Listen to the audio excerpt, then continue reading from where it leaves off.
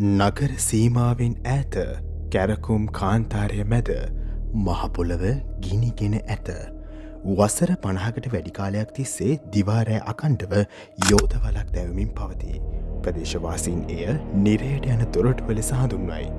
නමුත් මෙම අපායගාමී ආවාටය ආරම්භ වූයේ කෙසේද? එය සදහටම දැවී පවතීද? අද වීඩියෝව ඒ ගැන.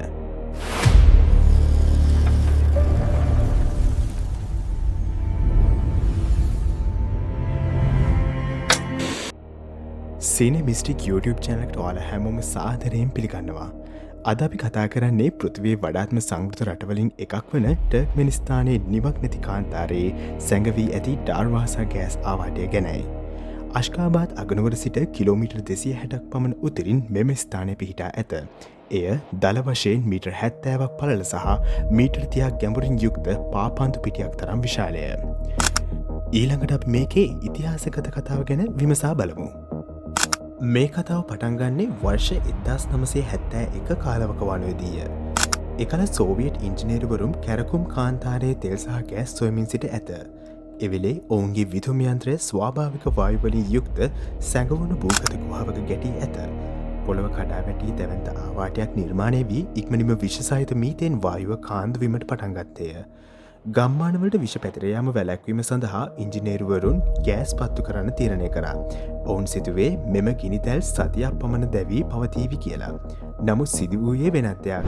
අද සියවසකට පසුවත් එම ගින්න නොනැසී පවතීමයි මෙහි තියෙන විශේෂත්වය. ඒත් ඇයි මේ ආවාටය තවම දැවී පවතින්නේ?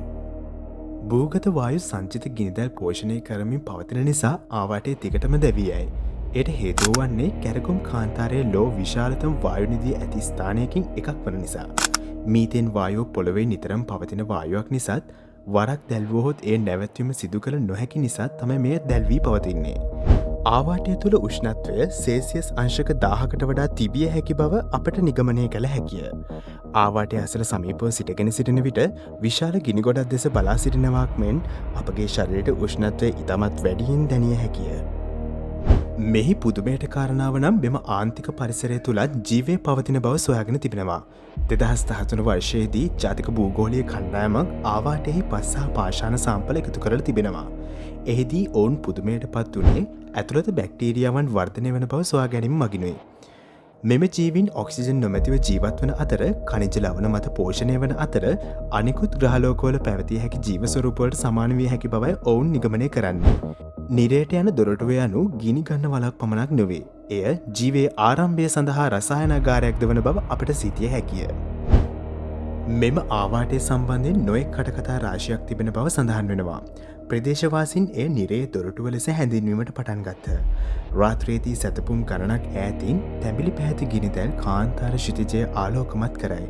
සමහරු විශ්වාස කරන්නේ එය සාපලත් ස්ථානයක් බවයි. තවත් සමහරු එය සොබා දහමේ බලය පාලනය කිරීමට අප අසමත් වීම නිසා ඇතිවුණු මිනිස් වැරදිවල සංකේතයක් ලෙස දකිති. මෙම භයානක නිරයේ දොරටුව නැරඹීමට සෑම වසරකම දහස් ගණනක් සංචාරකයින් පැමිණෙනවා. සංචාරකයින් කූඩාරම් සකස් කර හෝ අසල පිහිටි යාත්‍රාවල රැඳී සිටීමට පුරුදු වී ඇත. සංචාරකයින් ඒ භයානකකම හා අලංකාරය විස්තර කරන්නේ පෘථිවියේ ඇති ශක්තියට සාපේක්ෂව අප කෙතරම් කුඩාද යන්න මතක් කර දීම මගිනුයි. නමුත් ගමන පහසු වන්නේ නැත. දර්වාසා වෙත ළඟාවීම යනු හිස් කාන්තාර මාර්ග හරහා පැය ගණනක් ගමන් කිරීමක්. රාත්‍රියේදී උෂ්ණත්වය තියුණු ලෙස පහත වැටෙන අතර ආවාටයෙන් ලැබෙන තාපය ඔබේ සමට දැඩි ලෙස බලපායි. එහෙත් මෙහි සිටීම අමතක නොවන අත්දැකීමක් වන බව නොඅනුමානයි. නිරයට යන දොරටුව යනු හුදෙක් සංචාරක ස්ථානයක් පමණක් නොවේ. එයද ගැටලුවකි. ගින්නට ඉන්ධන සපයන වායු වන මීතේන් බලවත් හරිතාකාර වායුවකි. එය නිරන්තරයෙන් දහනය කිරීම දේශගුණික විපර්යාසවලට දායක වන අතර කාබන් ඩයොක්සයිඩ් සහ තාපය වායුගොලයට මුදා හරි. 2022 වසරේදී ටර්ක්මෙනිස්තානයේ ජනාධිපතිවරයා ගිනිදැල් නිවාතැවීමට සැලසුම් කරන බව නිවේදනය කළේ ඒවා වටිනා ස්වාභාවික වායු නාස්ති කරන බවත් පරිසරයට සහ මිනිස් සෞඛ්‍යයට හානි කරන බවත් තර්ක කරමිනි. නමුත් මේ දක්වා ගින්න දිගටම දැවෙමින් පවතී. නිරයේ දොරටුව ඇත්තටම නිවා දැමිය හැකිද? විද්‍යාඥයින් පවසන්නේ ඒ අතිශයින් දුෂ්කර වනු ඇති බවයි. වායුව ගැඹුරු භූගත ප්‍රදේශයකින් පැමිණෙන අතර ගිනිතැල් පුළුල් මතුපිටක් ආවරණය කරයි. එය මුද්‍රාතබීමට දැවන්ත ද්‍රව්‍ය හා තාක්ෂණයක් අවශ්‍ය වන අතර එසේ සිදු කරත් නවකාන්දුවීම් මගින් නැවත ඇවිලෙනට පුළුවන්. එනිසා දැනට ඒ අවිනිශ්චිතයි. මෙම ගින්න අවසානයේ දැවී යයිද. නැතහොත් ඒ සියවස් ගණනාවක් තිස්සේ දැවමින් පවතීද. දර්වාසා ගෑස් ආවාටේ කාන්තාරක ඇති නිකම්ම සිදුරක් නොබේ. එය ස්වභාවධර්මය සමඟ මානව වර්ගයාගේ බිඳෙන සුළු සම්බන්ධතාව සිහිගන්වන විද්‍යාව පුරාවෘත්තය සහ අනතුරු ගැටෙන ස්ථානයම්. එබැවින් ප්‍රශ්නය තවමත් ඉතිරිව ඇත. මෙය ව්‍යසනයක්ද. නැතහොත් නූතන ලෝකයේ ආශ්චරයක්ද. එහි කෙලවරේ සිටගෙන ගිනිදැල් දෙස බලන සිටින ඔබට ඔබ වෙනත් ලෝකයක් දෙස බලන බවක් දැනෙන්නේ නැත. ගිනිමේ ද්වාරයක් නිරයට සැපෑතුරටුවා. ඉතිං අද වීඩියෝ අවසානයි.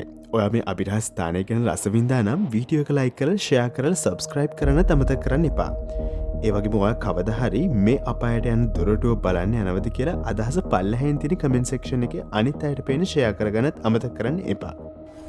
ඊළඟ වීඩියෝ එකෙන් හම්බෙනකන් අදට අපි සමුගන්නවා.